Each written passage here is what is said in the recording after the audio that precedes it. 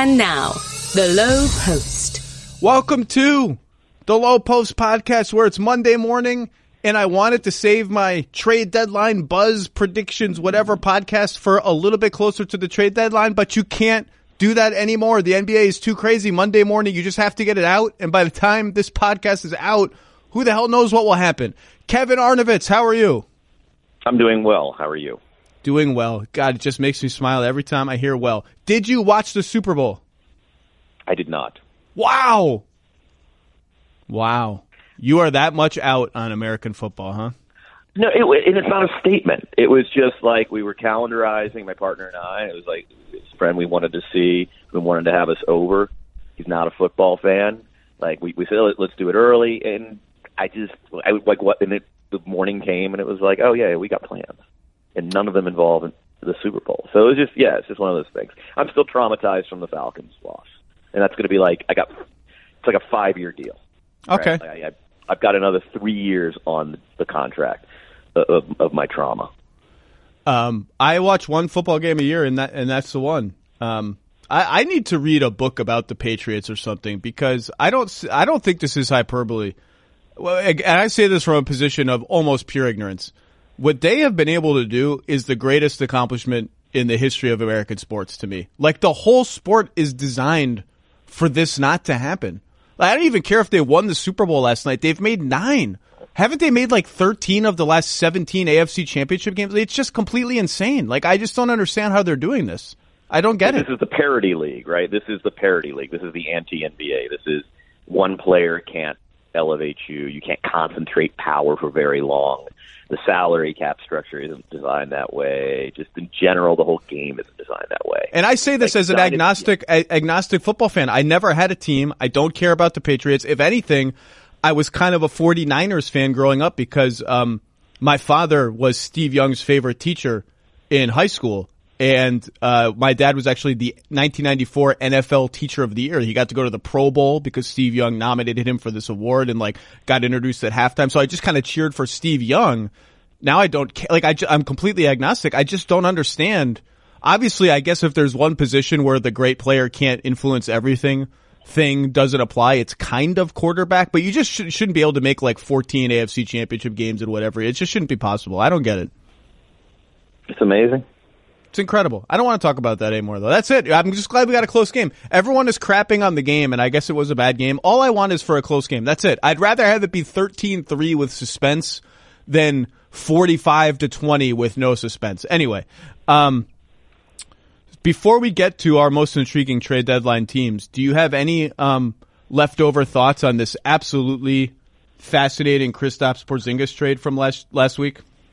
I mean, I don't know that they're original, but I don't want to grade the deal until I see what the Knicks do. I mean, one of the things I think we all too often do is sort of examine the effects of the deal. We see the intended effects of the deal, like right at the moment, which is natural, right? And we need to kind of make sense of it and synthesize it. And like, is this a good deal? Is this a stupid deal for the Knicks? Like, not if they get what they want. But it's a brilliant deal. Is it a stupid deal for the Knicks?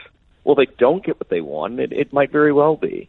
So, like, you know, I think that's the question. I mean, do they know more about his medical than the rest of the league? I don't know.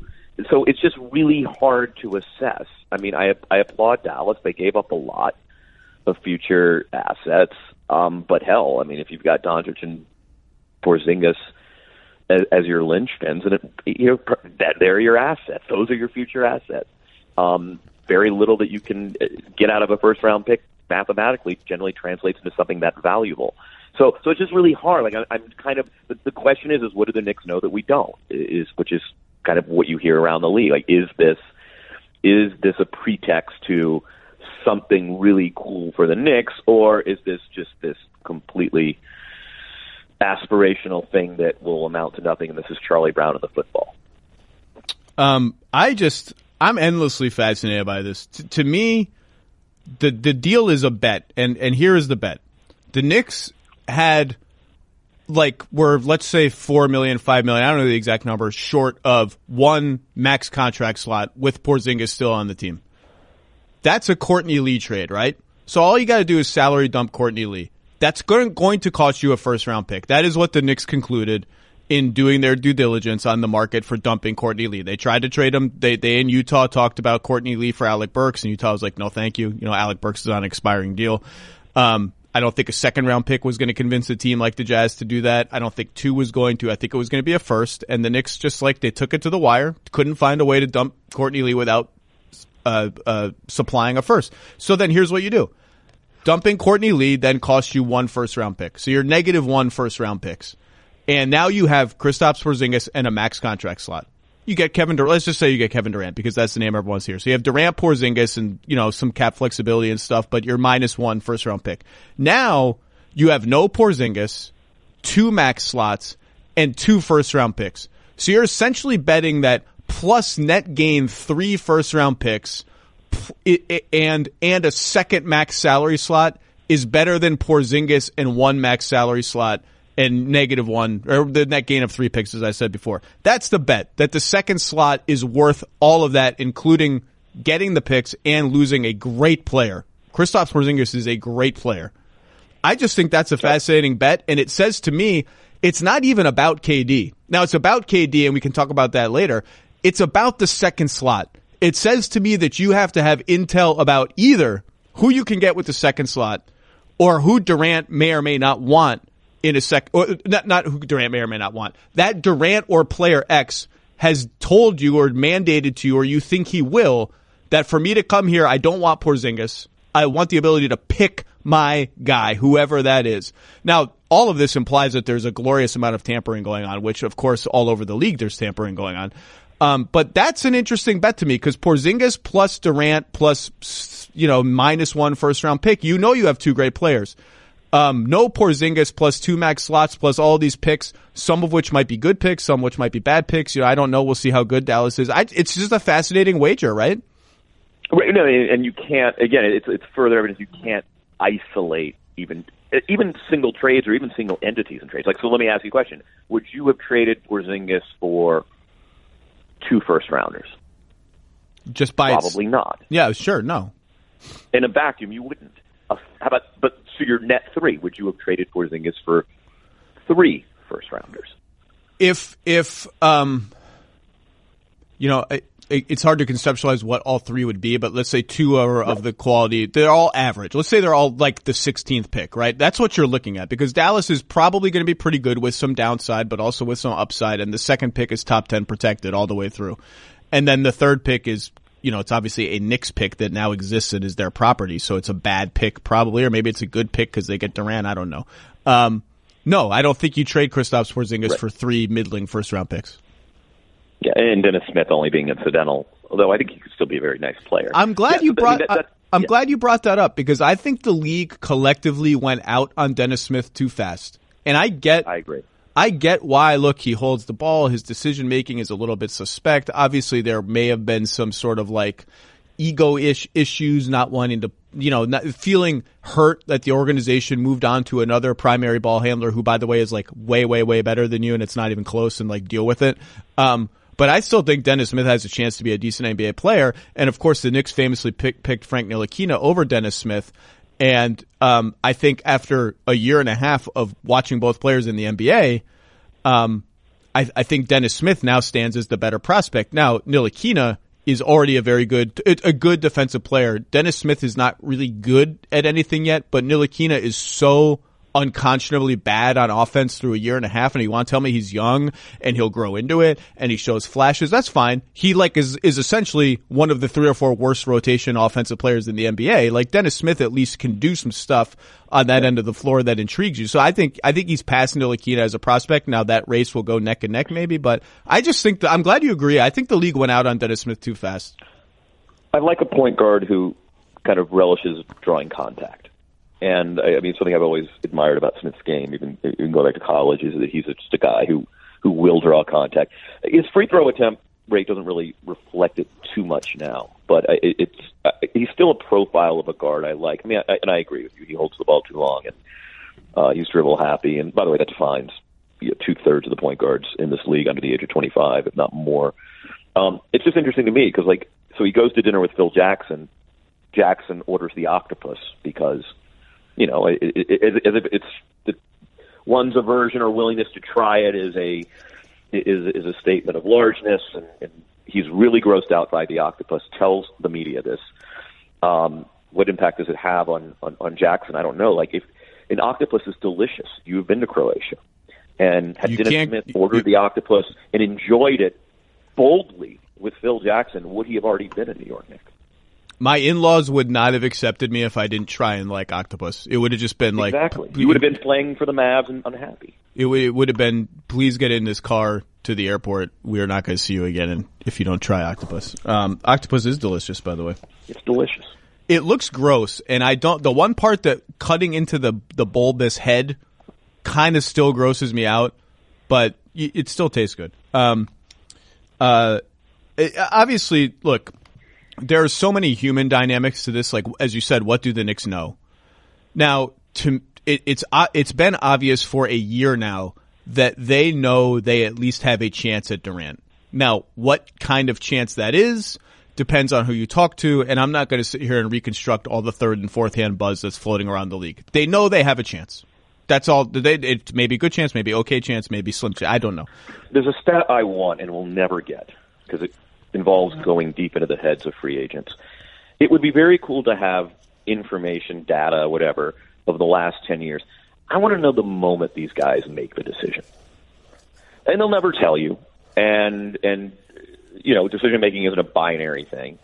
But I'd like to know the moment Durant knew he was going to the Warriors. And maybe it's by stage. Maybe there's the moment you know you're not coming back. Let's say if you leave a team. And then the moment you know you're going there. And I just, it's something guys all season as pro forma, as they probably should, say, hey, I'll worry about that on July 1, get back to me on July 1, speak to me on July 1. You and I know that many of these guys make their decisions well in advance. Some tip their hands, or at least they decide stay or go, and then that second part of the decision tree on go, coming out of there like the 5 places maybe they will go, and then they choose that. It would be, I mean, how valuable, if you were an NBA GM of a high-profile destination team, how much would you want that information? Just knowing when guys actually make their decisions. Because, like, that's something for all the proximity we have to them on Twitter and Instagram and these reports 24 hours a day and the intel of so many of the top news reporters in the league. Do we know when exactly the median superstar makes his decision? And that's what's interesting to me. Like, just when does that happen? It's the most valuable information, and yet none of us really has it. Well, that's what makes this particular summer so interesting. I had a GM tell me this over lunch a month and a half ago. He said, you know, just a warning, when you're reading the tea leaves and doing all this, just look at who all the big free agents are. They're all on top-level playoff teams, and no matter what they say or do in the interim between this lunch and July 1, just remember, the playoffs are going to have a massive impact on what's going to happen on July 1, and it makes the playoffs triply interesting because you have Kawhi, Kyrie, and we could talk about Kyrie and everything that happened over the weekend if you want, Jimmy Butler, KD, over and over. These guys are all on playoff teams who, I mean, if a flame out by the Celtics in the first, to say the Celtics first round seems unlikely now that Indiana is not as threatening anymore, but let's say they get rolled 4-1 in the second round. It's possible, depending on what the matchup is, if they get rolled. Like, that's a crisis. That's an organizational crisis, right? I mean, it's going to be fascinating. Right, and that's why I've always, you know, now that the Kyrie thing has moved back from, you know, certainty in Boston to, well, maybe, is that anybody trying to glean what happened, it's completely variable based on Celtic performance in some part, right? I mean, we can talk about, well, if maybe his teammates don't like him as much, or he's tried this leader thing and it doesn't work, or there's just something about the flavor and texture of Boston that he doesn't care for. If they're playing in an NBA Finals, it is decisively different than, as you say, like a second-round loss, which, again, for these top 4 teams is entirely possible in the East. And I apologize to Pacer fans. I'm factoring in Oladipo's absence. But, yeah, again, the information we need to make these determinations does not exist. It's entirely April, May, and early June. And that's, yeah. And on Kyrie, I mean, I have never had anything like what happened on Thursday night with any player anywhere. And Windhorst and I chipped in a tiny bit, wrote a piece about how Kyrie was suddenly at the center of everything, of Anthony Davis, of free agency, of the Knicks, of KD. Kyrie's all of a sudden at the center of it. This is before the shoot-around media availability on Friday when he said, ask me on July 1, and the 9,000 other things you could parse in a million ways. The amount of buzz from people in the league about Kyrie the minute the Knicks opened that second slot, I mean, I've never experienced anything like it, because it was, hey, I've heard the Clippers are going to trade for Kyrie. Kyrie's out. I've heard this team's involved. Have you heard that the Celtics are in trade talks with the Clippers? The Clippers just kept coming up with people, or just say, Kyrie's. Have you heard the Celtics are going to trade Kyrie? Like, I've heard it's imminent. Like, people who normally know stuff and are normally, I would consider, reliable, were texting me this stuff. And according to all the principals involved, it was like wildly inaccurate. Like, just wildly, like the Celtics were not trading Kyrie. There were no trade talks with the Clippers. Like, nothing was actually happening.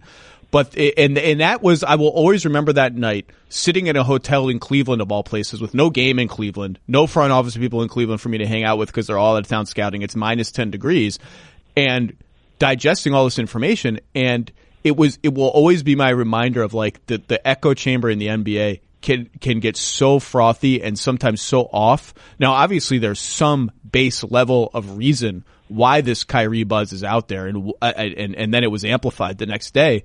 But I mean, literally, I've never, and not that I've been covering the league for 20 years. I'm in like year 9 or something, but I've never had anything like the level of Kyrie panic, crazed, what is going on buzz. It was insane, and we'll see what happens. But to your general point, like, I don't know. I don't think anybody knows. I don't think Kyrie knows. I think the playoffs will be very, very telling.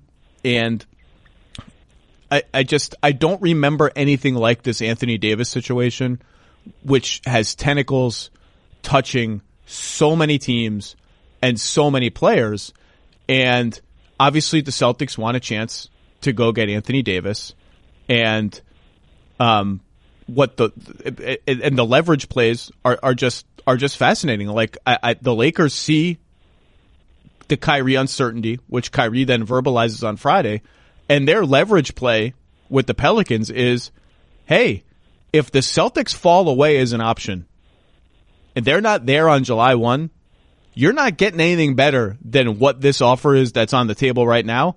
And we may not even throw everything else in, because I don't know where else you're going to trade him. If the Celtics fall away because Kyrie may be leaving, is leaving, has telegraphed that he's leaving, like, okay, you'll come back to us then. And it's just, I just can't, the AD thing is insane. It's just crazy. Well, and the kind of, I was sort of asking the question the other day to some folks, and given this new dynamic, given the lack of certainty that Boston, and I say lack of certainty, that Boston can come up in July, essentially be able to offer AD to play alongside Kyrie because he's staying, let's just say, and all the other assets that they can offer New Orleans. Given that, it made me wonder, will other teams, unlikely teams, unsuspecting teams that might not even have a great shot at retaining AD, get into the action this week under the premise that, look, we can go make this acquisition. Again, I threw out in a scenario like Chicago, and I'm just, with no intel, I'm using them as an example. They can offer a nice package, right? If you're New Orleans, young players, picks that are going to be low, et cetera, et cetera. You give it a try. And if it is evident, even if you know immediately, like in the first 3 months, the guy moves into the place and the relationship just fails. It's awful. Well, then you become the team that can deal on July 1. You can be the team that trades Davis. You can get all the assets that would be coming to New Orleans, whether it's from Boston or the Lakers or whoever. So, like, why not take a stab? If the worst thing that happens is you give away your young assets to get AD, he doesn't want to be there. And by the way, this you don't have to do it on July 1. You could do it at the deadline next year. Probably get a little less because you don't offer as much AD on this remaining deal. But it just makes me wonder if this week there's a little more aggressiveness from what we call the mystery teams, knowing that if you get Davis, well, look, even if it doesn't work out, you still have time. That was one thing that, kind of Rich Paul and gang did, is they moved up the timeline so early that literally this could become an asset you flip like some house in Southern California. I'm so thrilled you brought this up, because I've had two teams. I've had people on two teams pitch me the idea, or let's bat around the idea of, should we trade for AD even if we know we have zero chance to re-sign him? Should we do it anyway because what we get back on July 1 will be better than what we send out now? Exactly. This is the principle. And and these are teams who are like, we don't even, like, we know we can't keep him. Like, it's just 0% chance. And just play some arbitrage. Exactly. And so my response is the same as essentially what I just said, is I think that sounds like that's a more theoretically interesting play than a real life interesting play. It's slightly dependent on the team, but again, these guys are human beings, and to throw your whole organization into such turmoil to essentially turn over your roster 2 times in X amount of months is that's organizational trauma of some kind that has a human cost that I think, as we imagine these things in theoretical transaction world, is not always properly calculated. Number 2, the Boston thing falling away applies here too, because if Boston falls away, the idea of doing this is that Boston is going to be sitting there with the Godfather offer on July 1, and you can play Boston and the Lakers and maybe another team off of each other. If that Godfather offer falls away, then then I don't think it's worth it at all to try and do the, as you called it, do the arbitrage of this. It's interesting though that you bring it up. Yeah, but you're right. You make a good point, which is if the basis of getting in the action is, hey, Boston's no longer a certainty. Well, that also suggests that the market on July 1 isn't as frothy as it is now, and so what you're banking on is, again, taking away human considerations. And I'm with you. I wouldn't trade, unless I had some real certainty or a great probability that Davis would say, and I'm using Chicago again as just an example. There's no loaded case study here. It's just, I don't know that I would trade Markkanen or Carter. These are 2 players I really like a lot, and Chicago really likes a lot. Because then, hey, he's gone. Okay, great. Now you've got Jaylen Brown, even Jason Tatum, whatever it might be. It's still, now you essentially have had 3 identities in 6 months. And that's a little bit extreme. It's extreme for your fan base. It's extreme for your culture. It's extreme for your staff. It's just extreme. So that would be, yeah, you're right, the case against it. Here's the Celtics situation in a nutshell. And this is a little black and white, but this is, I think, what a team like the Lakers would be counting on. It's like, you can't make the Godfather offer. You can't make it now. You can't make it at the draft. You can't make it whenever without a commitment from Kyrie. You cannot put everything in the bag without a commitment from Kyrie.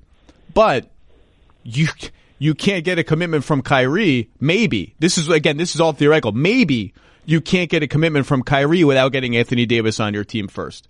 And so you're caught between these 2 realities. Now, obviously, there's a lot of middle ground there where, you can get a commitment from Kyrie if you get AD and sort of talk it out and all that and arrange it and, time the transactions right.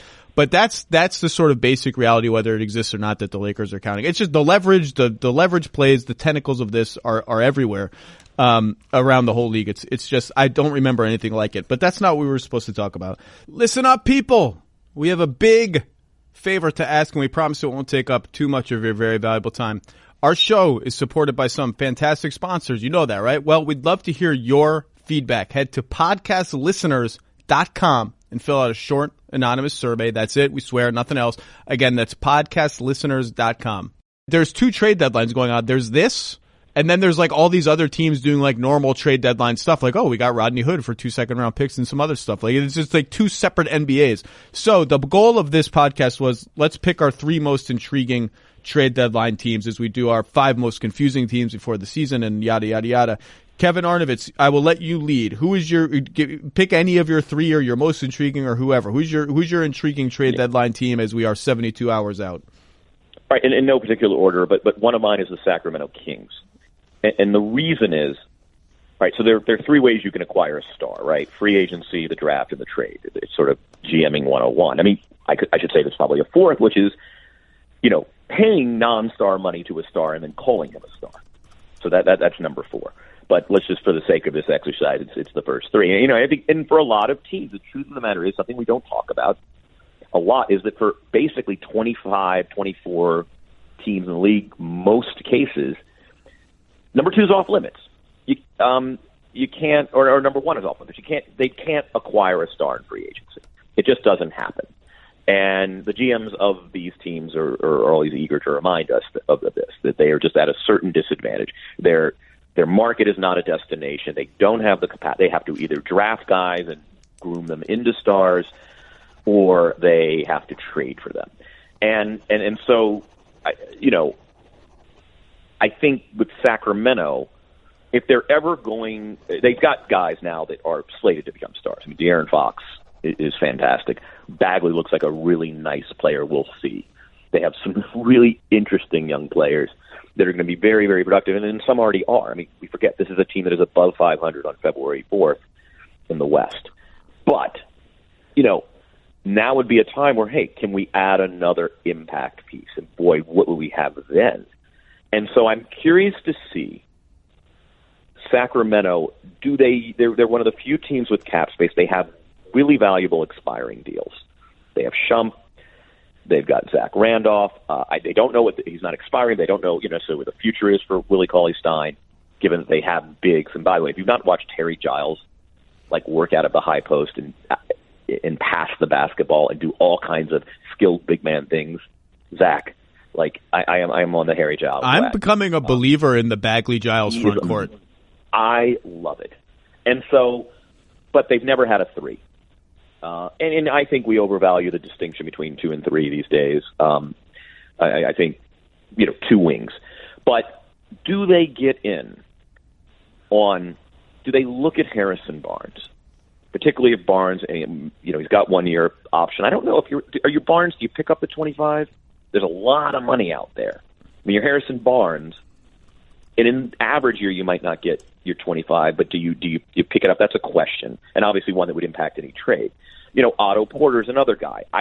My best intel is he's not nearly as available as he's been made out to be, or at least for a reasonable price. But do you now get a max guy, bring him in, and a guy who's got years left, who's still relatively young, and make that a key piece of your future, knowing that you can have all the cap space in the world in Sacramento in any given year. You're not going to get those guys voluntarily. But you can. You've got a better culture. You've got a team that's interesting, great young players. Bring in a guy who's of that ilk.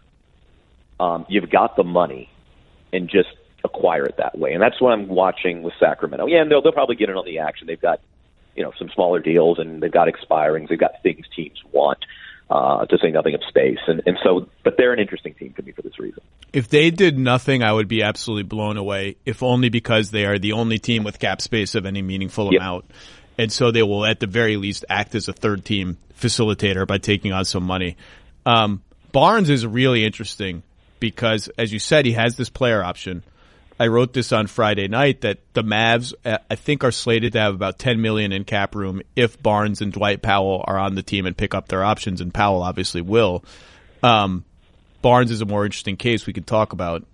If they were to now, once Doncic and Porzingis are both on big contracts, they're going to have just limited windows to get into free agency, although the cap at some point is going to go up maybe more than expected because of the gambling money. No one really knows, et cetera. But dealing Barnes now somehow and opening up more cap space gets you another window to sort of play that game if you want to. And I'm not sure they view him as part of the long-term picture there. The player option is really interesting because a number of people mentioned to me before the season that, if a guy like, let's say, Al Horford or Goran Dragic or Jeff Teague or all these guys with player options is on a team that's in tax hell or cap prison, needs cap room or whatever, they could say, hey, look, I'll do you a favor. I'll opt out of 25. Okay, so that's off your books. If you re-sign me, for 4 years, 100 million, or for 4 years, 80 million, something like that, where I'm 5 million lower as a cap hit in this particular year where you urgently need that 5 million is like some sort of urgent need for you. But I get taken care of long term. I'm just not sure the Mavs and or the Kings are going to be in a position where that matters to them. And in that case, you just might opt in. Right. And so now if you're Sacramento, you're guaranteed Barnes for a season and a half. You have his rights. You get a look, and that's sort of the question. And I think he'd be an interesting fit there. I think he would too. You can play him at the 4 with Bogdanovich at the 3 and Fox and Hield, and you could play him at the 3. I mean, when people say 3, we need a 3. I mean, if you look by the numbers, the Kings have been outstanding with Fox, Hield, and Bogdanovich as the nominal 3. Like, they've been outstanding. They don't appear to need a 3. What people are really saying is, you need a big wing. Like, at some point, if we're going to get serious in the playoffs, we're going to run into KD. Yeah, we're going to run into KD or Kawhi or one of these guys where you just need. It was like the Joe Johnson problem in Toronto. Like, we're just going to need a guy who's big enough to deal with this and rangy enough to deal with this, even if the numbers say we're fine otherwise, right? I mean, that's what we're talking about. Well, yeah, and when I was in Sacramento, because I was having this conversation with someone in Sacramento, and I said, you kind of have your 3. Bogdanovich, like that trio is just, it's lethal. And, I propose, after the conversation that we rename the small forward position in the NBA to who's going to guard Durant. Because that's all we're talking about. Perfect. Who's going to call Durant is really what teams want, and there's this fear of having a 3-guard offense in certain situations. Exactly what you said. I mean, that is like, that's the beef. That's why Shumpert's on the floor, because he's the only guy who provides physicality in a conventional sense, in the imagination of the Kings. I think it's overvalued a little bit, but you can't argue with what you said, which is, now are you prepared to go to war with Bogdanovich guarding Kevin Durant or another oversized 3? And that's, therein lies the problem. With Barnes, you're a little more comfortable. Who's just, everyone knows I love Paul George. That guy is shooting. If you put a smaller guy on him now, he's just like, he has quietly become a good step back, sidestep 3-point shooter in his own right.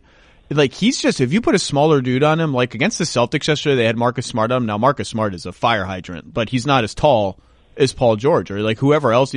Like, if he got Kyrie on him on a sway, he's just shooting over dudes with such ease that it's just, he's routinely putting up these 35-point games. He's having an incredible season. That's an aside. The Kings. No, and it's why guys like Robert Covington are really valuable.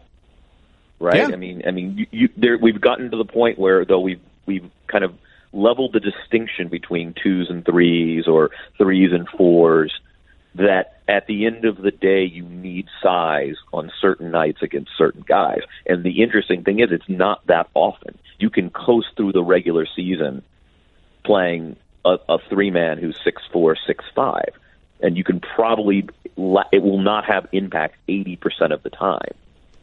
There may only be, literally like 14 games on the schedule where this is an issue. But damn, if that 14th game is on May 15th, you're screwed. That's the 82-game players and 16-game players. That's going to be one of Draymond's all-time contributions to the NBA, is that piece of lexicon.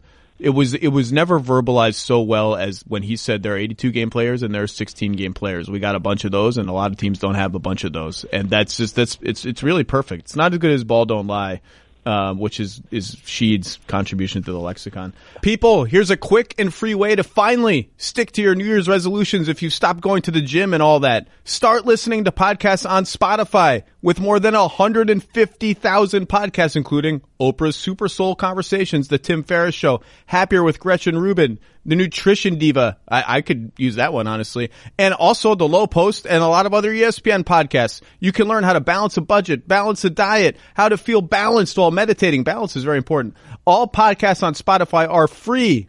And you can even download episodes for those times when you've gone off the grid, to get all of that newfound balance into your life.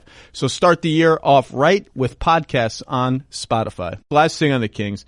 The scuttlebutt is that they're being very protective of their cap space, even just next season, but that they would cannibalize some of it for a good player. Like, they're not going to be that greedy about it. And I think Harrison Barnes is a good enough player that they would cannibalize some of it for him. Otto Porter, obviously, as you said, would be such a player. I don't think the Wizards have made him really available. He's not available in any real sense. Give me trade deadline intriguing team number 2 on the Arnovitz list. Oh, we're not alternating. Okay. No, I'm just going to let you go.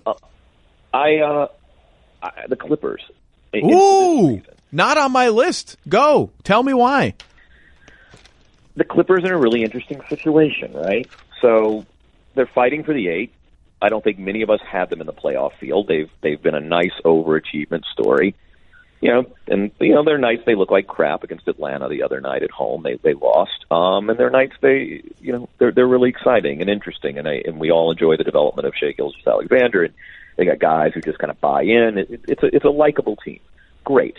So if you get the number 8 seed, you were treated to a round trip ticket to San Francisco. It's lovely in April, and you're gonna get your asses kicked, and that's great. And oh, by the way, you'll lose your pick.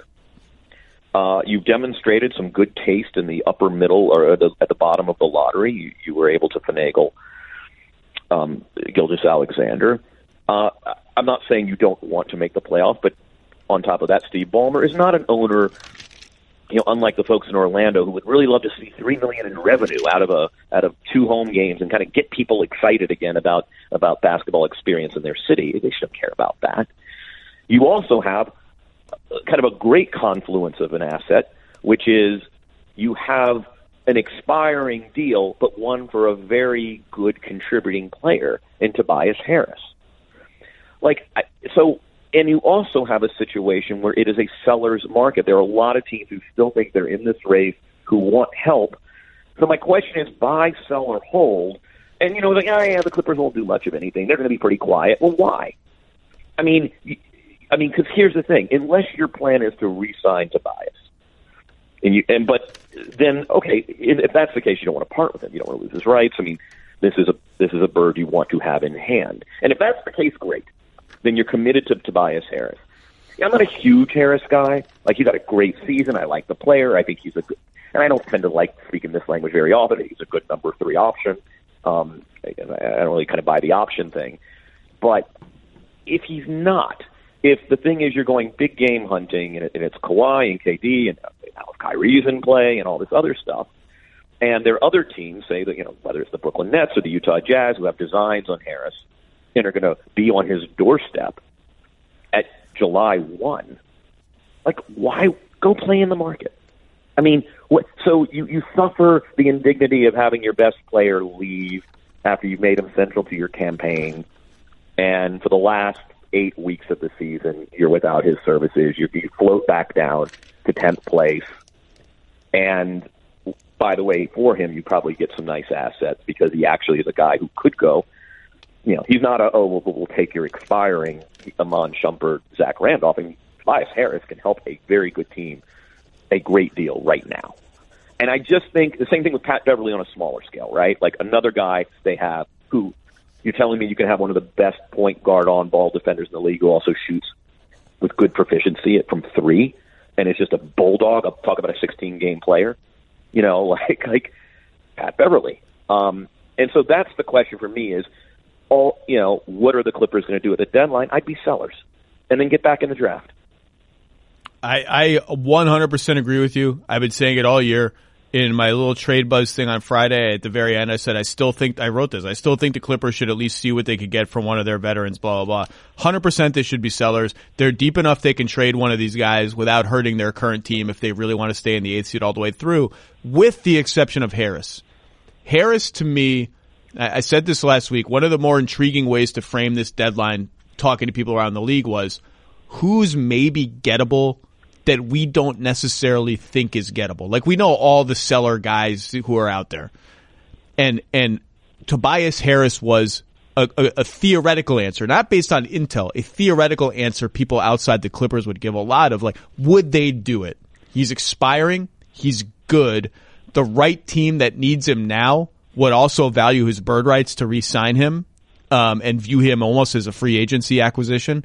And he may not be a part of your long-term plans if you need the 2 max slots and you can't dump Gallo, who is hurt again, a thing that has hurt the Clippers lately. I mean, who knows? Again, everything could change in the next 72 hours. Teams have definitely called him about Tobias. My sense is that the Clippers have shut it down, and one of the reasons they've shut it down is they view him as a nice plan B. Like, if we don't get both guys or one, whatever, like, we'll re-sign him. We're confident he's going to have value. He's only like 20. He's like preposterously young given how long he's been in the league. I know. I mean, I feel like the guy should be 34 years old. You look at his I think he's 26, right? Yeah, I mean, he's still really young. I mean, that's the thing, Zach, is look, if he's your plan B, I get it. I just wonder about timing, and in terms of just that free agency week. I mean, if you have intel early on, like the cavalry's not coming, you've got an opportunity. But I just feel like there are teams that have done a good job in free agency of sort of being there early, and I wonder, is he an auto re-sign? Is Tobias like, yeah, go out and see if you can get these players who are better than me, and if you can't, I'll be your consolation prize. Absolutely, that's what they're saying. Yeah. Well, I mean, like, I don't think if that's where the money is, then he'll be happily a consolation prize, right? I mean, but I think there might be suitors for him.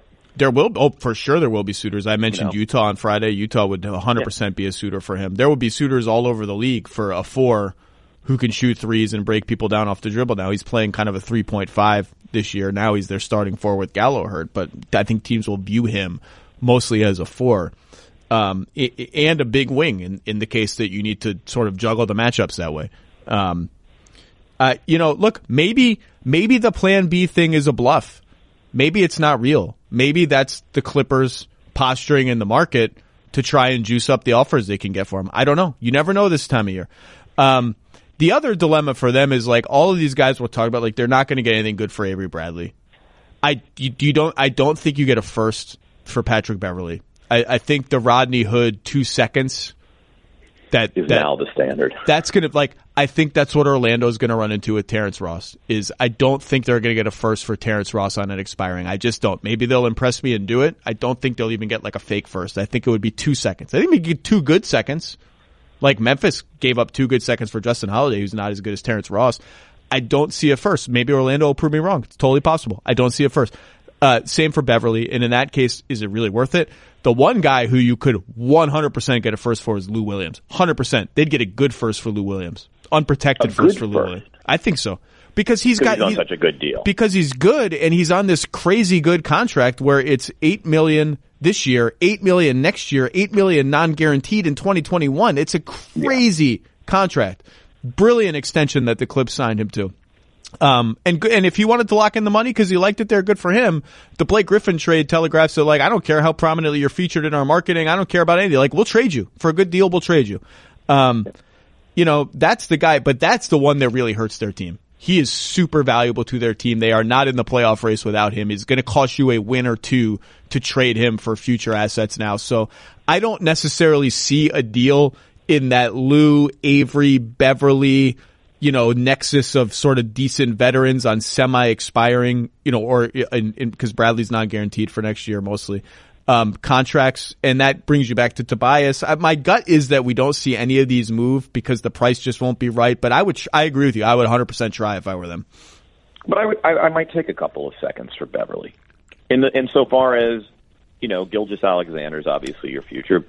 Maybe Beverly's part of the future. I don't get the sense that there's, that's any sort of certainty or even probability. But, it's still picks. At a time when, again, I'm not saying you don't want to make the playoffs. It's always nice to make the playoffs, but the playoffs cost you a real asset. I mean, is making the playoffs worth the number 12 or 13? Well, what you're alluding to for people who don't know all the pick stuff by heart is that the Celtics get the Clippers pick lottery protected, so the Clippers keep it if they miss the playoffs. That's real. It's a real asset. For what? And the team can never express that in any sort of way. I mean, I would imagine it's a finable thing. I mean, I don't think Lawrence Strang could come out on February 7th and say, yeah, our feeling was, we love these guys, but hey, the truth is we have no interest in the 8th seed. Obviously a team can't say that, but anyway, it's an interesting calculus they have, and that's why they're one of my 3 teams.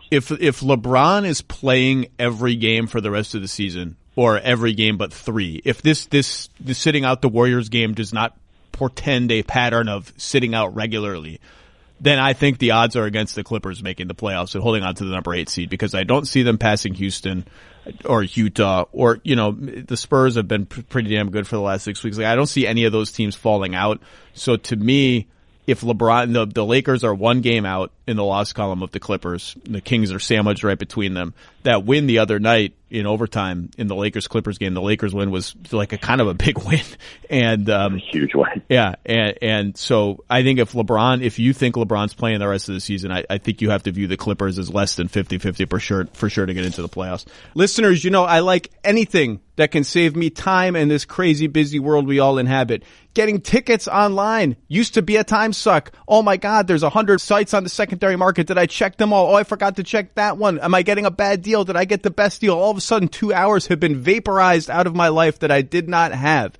Now, that is why SeatGeek is the way to go. It solves all those problems. It pulls millions of tickets from all those places into one place, one click. That's it. So you can easily find the seats you want for the price you're willing to pay. It's super easy to use. It has a color-coded, user-friendly system.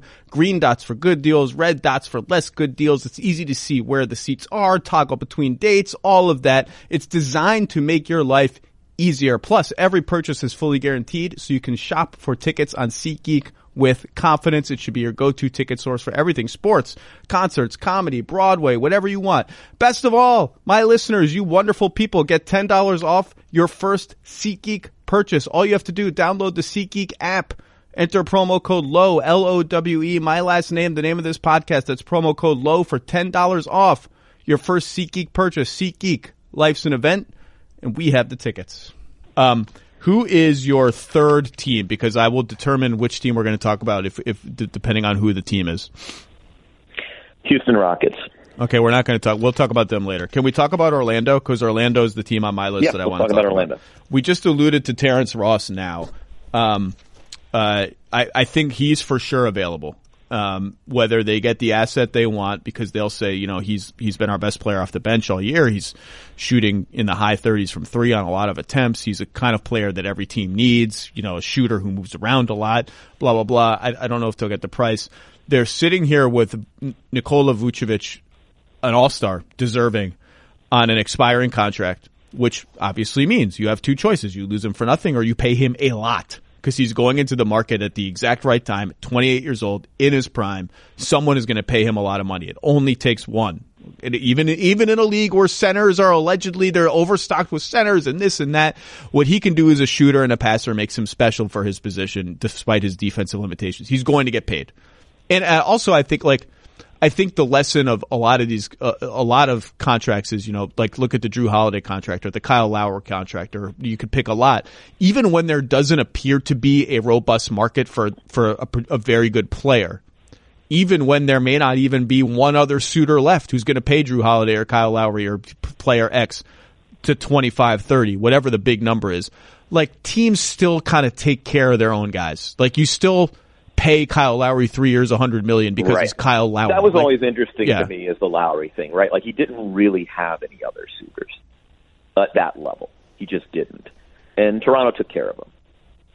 Yeah, so I've said to people, is it possible they could get Vooch back at 15 a year? And the intel coming back to me is you're being a little bit naive. That's just, and truthfully, as I just outlined, the history of a lot of these contracts let me counter that.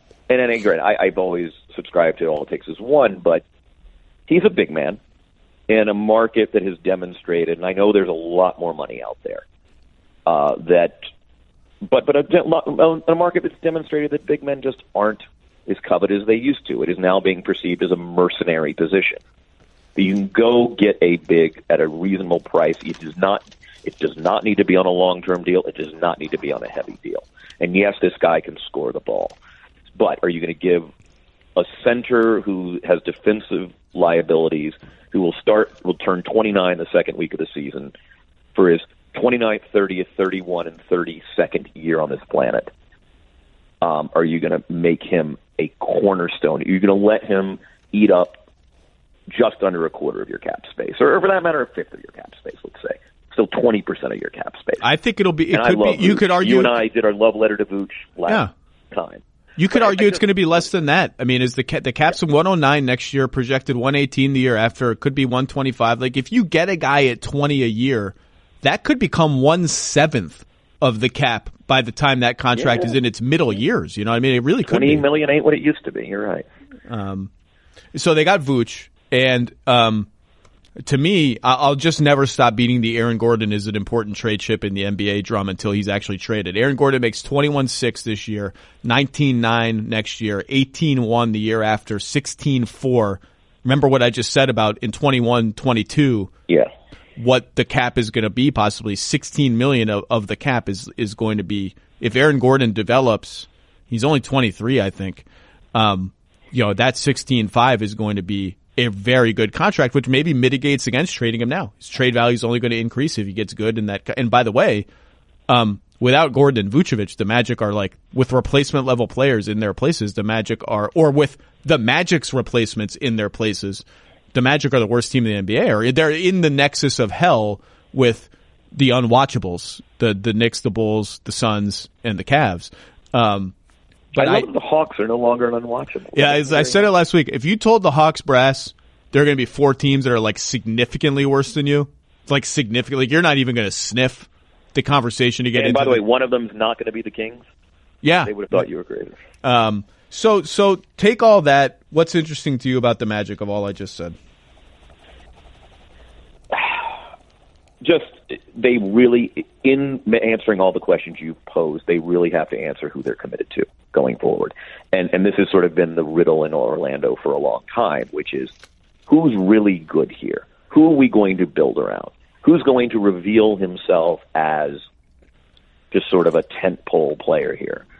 And of course, the irony is there's been one, which is Vucevic, who's now on an expiring deal and is your best trade asset. And they've committed to the front court so heavily. They're kind of like Sacramento East here, right? I mean, you've got this existing, and Gordon is a 4, and I don't know why he was ever perceived as anything other than that.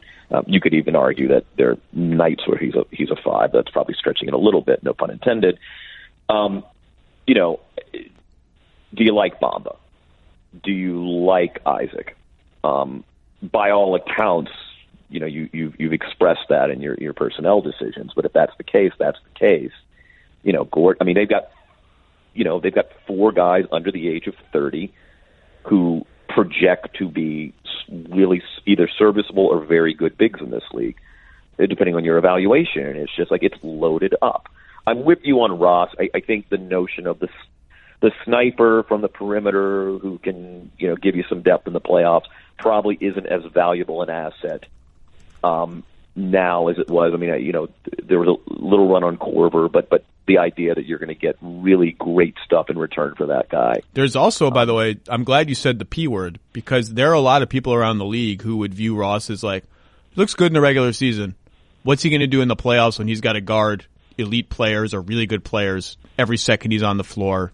And teams are going to be ready for him. And also, he's shooting 38% from 3 this year. He shot 32 last year and 36. So, yeah, I think 37 is not out of line. But, right. do we trust him in the playoffs, I think, is a question you hear a lot about him. Right. This is not a guy who's 39, 40, and 41. It's mid to upper 30s. He's not a 40-degree day. He's a below 40-degree day. Love it. Love it. So, and that's what's interesting, but it is a real leap. Gordon is interesting. I love those.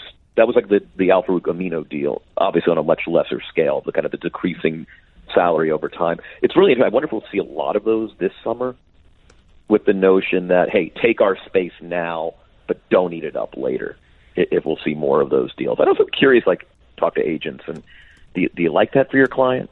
Does the factors of inflation play in? I mean, it's weird to get a pay cut, but is there a demand? I mean, that's a lot of commitment to Gordon, or does it become one of those guys we spoke to vis-a-vis Sacramento, where, hey, you're not in play for a big-time free agent, but guess what? You can acquire one this way, lock them in, and maybe a player you might not have access to otherwise.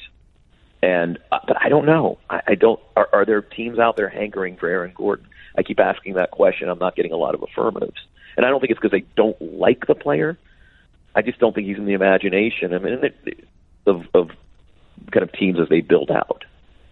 I mentioned Aaron Gordon. I think should be in teams' imagination, because he's in my imagination a lot, and what you get back is, well, okay, say you put him in the role that everybody wants him in, which is Draymond Green light, which is you're our screen setting 4 with maybe a spacing 5, and you can make plays in that sort of in between space that Draymond is so good in when you get the ball on the pick and roll and defend every position and do all this.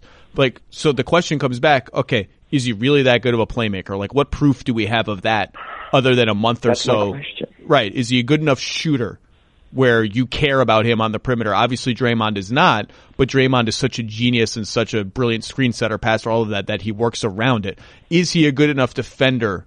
Does he care enough? Does he care enough to excel in that stopper role at every position?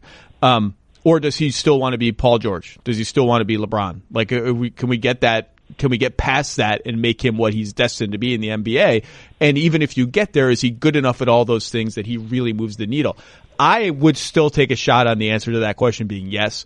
I think teams with a hole at the 4 or 3.5, but mostly the 4, should absolutely be looking at him. I mentioned a bunch in my column on Friday. I mentioned Indiana. Indiana was rumored to give him an offer sheet. I don't believe that ever happened last summer. But that's, Utah. I don't think he's a Utah kind of player. But I don't think he's a Portland kind of player. I would still look at him if I were Portland. Gordon, John Collins would have a hell of a lot of fun in Atlanta. What a bold stroke that would be. One team I didn't mention in the column, and I regretted it when I was thinking over the weekend. And I think they're an interesting trade deadline team, even though I don't think they'll do anything big. There's been all this buzz about Brooklyn lately. Brooklyn's had a great season. 2 really good point guards. It's pretty well stocked on the wing. Joe Harris is starting to. Once LeVert comes back, I think they have enough guys on the wing that they trust as long-term pieces. Have a great starting center. Not a great starting center. A good young starting center. Jared Allen is what I should say. The good, intriguing young, like a guy they like at the 5 going forward. At the 4, they're cycling through all of these things. Spacing for Jared Dudley. Damari Carroll can slide there. Kurucs is kind of starting there right now. Rondae Hollis-Jefferson was the starter, got hurt. They're not really he doesn't. I don't think they want to go forward with a Rondae Hollis-Jefferson, Jared Allen 4-5 because there's just not enough shooting. That's not the way they want to play. So the 4 is like this giant question mark, and then you just boy, Aaron Gordon would be a really fun answer in that giant question mark. I think they like Aaron Gordon. The Magic need a point guard. Unfortunately, Dinwiddie is not tradable for 6 months until 6 months after the date in which he signed his extension. Boy, if Dinwiddie were tradable, Dinwiddie plus Damari Carroll's salary plus the Denver pick or plus an unprotected Nets pick, I don't think you get both. Maybe for Gordon, or maybe you do throw in both because Denver's pick is going to be 28 or whatever. That's an interesting trade. Now you could come back to me and say, well, why not D'Angelo Russell? And I get it. You got Dinwiddie under contract. The team has typically not played well with both on the floor, although that began to change until Dinwiddie's injury. Boy, I don't know if the Nets can deal. If you told me that Aaron Gordon would become a 37% three-point shooter or better, if you told me that he is completely comfortable playing systematized basketball, like, hey, dude, you don't know where your shot's going to be coming from, and it's certainly not going to come from you pounding it on the wing and taking whatever mismatch you perceive one-on-one. I mean, that's just not how we play here. And you got 100%, no, you got 87% buy-in from Aaron Gordon 87% of the time. I'm cool with it. And actually, I really like it next to Allen. So I love Allen. And I'm cool with it. I just... I think that those are the contingencies for me with Gordon.